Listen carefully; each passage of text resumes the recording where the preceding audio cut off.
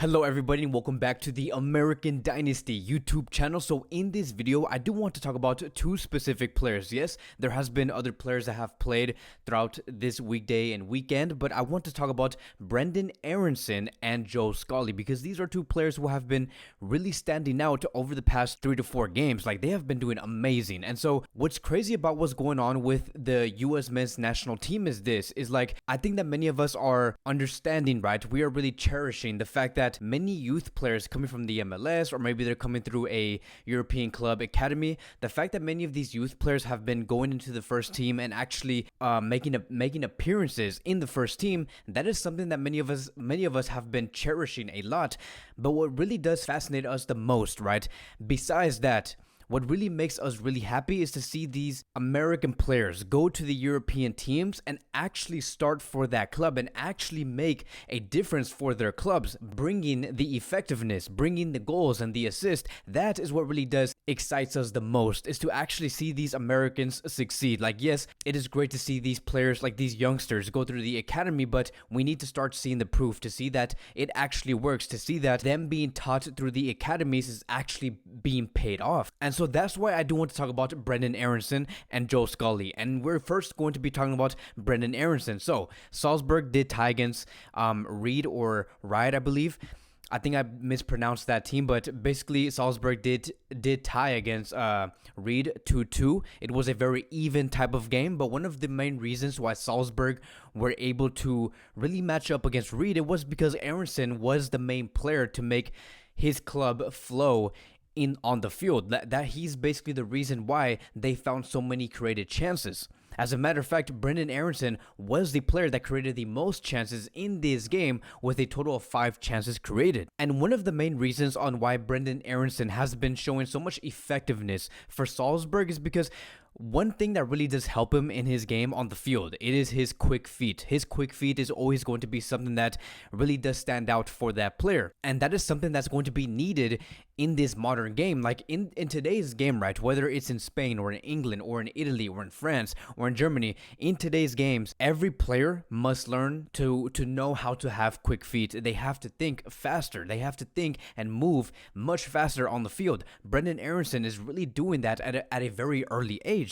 And when you act in that way, when you move in that way for your team, right, like what Brenden Aaronson has been doing for Salzburg, you're going to be bringing stats like this. These are Aronson's stats against Ried. He had a total of 1 assist, 4 key passes, 25 out of 31 passing. He has executed a total of 31 passes. He has completed a total of 25, so he has a 78% completion rate. He had a total of 4 shots, 1 was on target. He completed 1 dribble, 1 was completed. He has drawn 3 fouls, and he had a total of 6 ground duels, and he won 4 of those ground duels. And so yes, you heard that right. Brenden Aaronson has made an assist in this game, which brings him up to 4 total assists in all competitive competitions for Salzburg. But let's take a closer look on what this assist was all about, because I think that the way that Brenden Aaronson executed this assist, it really does show you just how smart he is in the game, just how intelligent he is within the game, how fast he moves in the game, and his awareness. This is going to be a great example on why Brenden Aaronson is a great player for Salzburg and for the US men's national team. So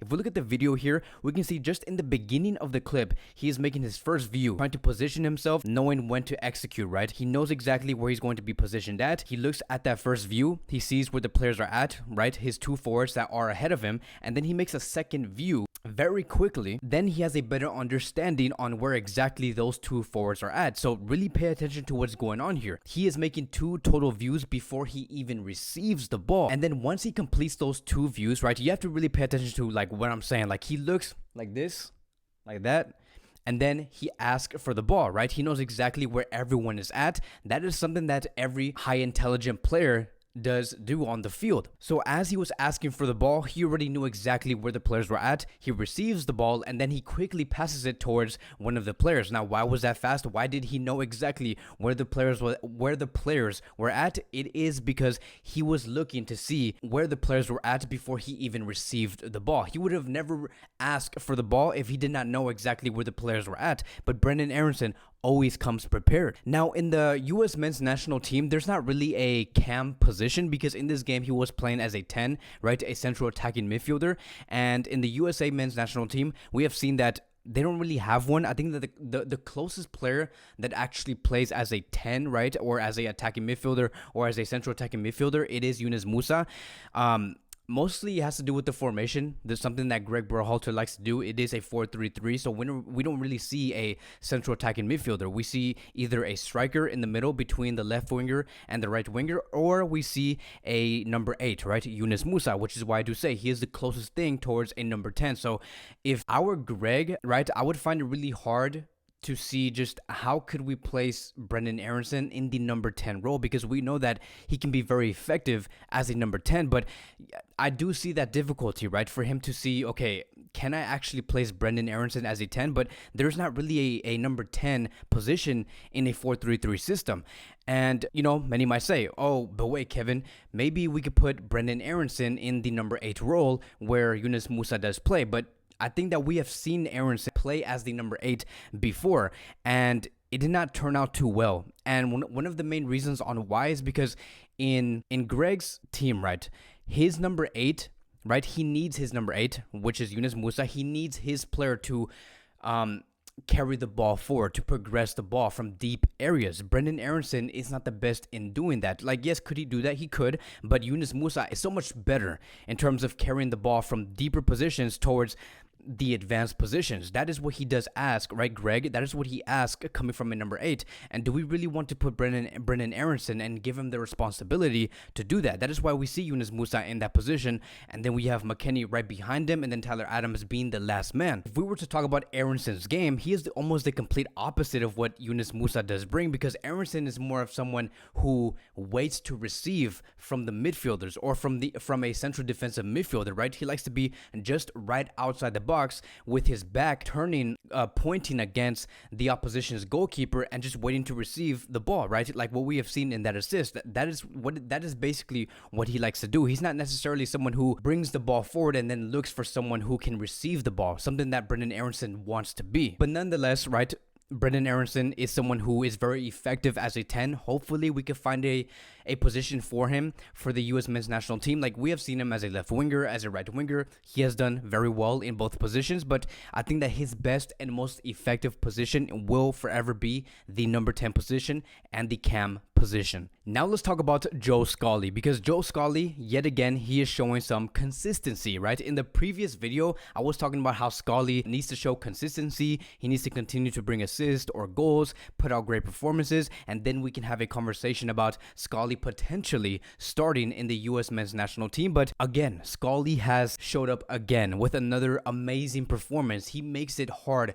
like, in every game for us to have a counter-attacking argument and saying that no, Scully cannot start for the U.S. men's national team because he's simply just too young. He does not have the experience. He needs to be more mature. But every game that he does play, he continues to give us that counterpunch and say, no, this is the reason why you should start me in the starting 11 for the U.S. men's national team. So in this game, Mönchengladbach did beat Bochum 2-1. It was a very even type of game, right? Very similar to the game that we were talking about, which was Salzburg's. Mönchengladbach again brought a great performance. They really do play as a collective. I think that this is probably one of their best seasons yet in a very long time. So because Mönchengladbach has been such a well-oiled machine, Scully has really been benefiting from that. And so if we look at the heat map here coming from Joe Scully, you can really see, and this really does show us on where he does enjoy his football the most. And this is very different to a player named Sergeno Dest. Many have been asking me, what is your opinion, right? What do you think are the differences between Sergeno Dest and Scully? This is going to be a very great example. We can see here that Scully, right, he likes to receive the ball in much deeper areas. He likes to be on the ball in much deeper areas. Now, keep in mind, usually we see Scully as a right wing back, which is why we do see him being that effective on his side of the pitch, and why we do not really see him as advanced. In this game specifically, he was playing as a right back, so of course he is going to be effective and having the ball most of the time and playing with the ball in his own half. But as a right wing back, when it comes to his heat maps, they almost look exactly the same as this, right? And when we see Sergeno Dest, we sometimes do see him play as a right wing back before, right, when Barcelona had Ronald Koeman as the coach, RIP Ronald Koeman, but Sergeno Dest was playing as a right wing back in a 3-5-2 formation, and we never saw this. We never saw a heat map like this. We never saw Sergeno Dest being very effective, having the ball most of the time in his own half. And the fact that Scully continues to show that he likes to receive the ball in his own half and he likes to play around with the ball, play with the teammates, I think this is really showing us that Scully likes to be in deeper areas much more compared to Sergeno Dest. He likes to defend in deeper areas compared to Sergeno Dest. Dest is someone who actually likes to move forward. He wants to be as advanced as possible. He wants to attack as much as possible. Scally is really not that much more intense, right? He's not that intense when it comes to attacking. He's not always looking to attack. He enjoys defending much more than Sergeno Dest. And I do think that if Joe Scally continues to mature as a player, he can really act as a more of a defensive reinforcement for Sergeno Dest for the US men's national team, because Scally right now, he's really showing that he is very even in both the attacking and the defending side. He doesn't really favor a position or a role. He really likes to do both. And what's so crazy about this whole thing is that Joe Scally, as deep as he was playing, he still provided a assist in this game. Like, yes, just like Brenden Aaronson, he has provided an assist, and it was an amazing, crazy assist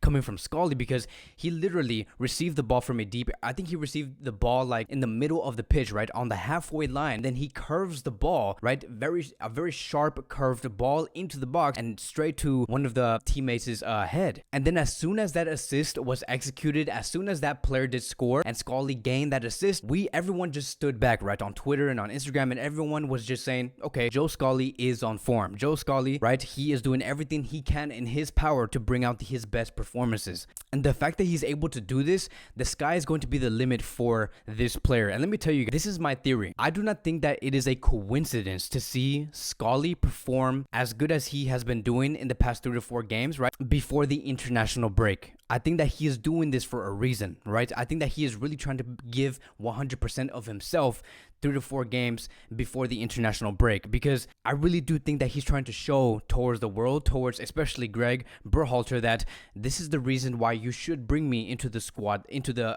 squad list. Take me into that match against Mexico, because in the previous camp they did not take Scally, and many were questioning, why would you not take Scally? Why would Greg not take Scally? Like, Scally is ready. But now Joe Scally is bringing in assists and he's bringing in goals left and right, and he has been, even if he doesn't bring like a certain stat, right, either an assist or a goal, he still brings a very effective game. So he is really making a statement. And so in the end, I'm very proud of this player. I am so proud to see Joe Scally really stepping up for his club team, because he knows that it is going to pay dividends throughout his career. But that is going to be wrapping up today's American Dynasty YouTube channel. Thank you guys so much for watching. Again, I want to remind everyone here, there is going to be certain Americans that will be playing in the Champions League this week, so it should be very interesting. We are going to be talking about that by the end of this week, probably on Friday or Saturday.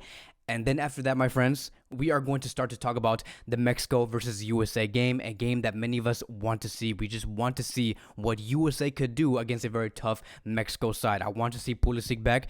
I do not know if Gio Reyna is going to be back, because there has been reports that Gio Reyna may not make it on time for the game against Mexico. So it is what it is, but I want to see Pulisic back. I want to see Yunus Musa. I want to see McKennie, Tyler Adams. I want to see Chris Richards. I want to see everyone there. I want to see Sergeno Dest. We have to give it our all. We want to finish this year beating Mexico 3 times throughout the year of 2021. We want to do that 3 times, a three-peat. We have to do it, and I'm very pumped for that. And we're going to be discussing about that game, like in terms of the pre-match preview. We're going to make that video. In terms of the post-match review, we're also going to be making that video. So please make sure to like, subscribe, comment. Thank you guys so much for watching, and I will see you guys in the next video.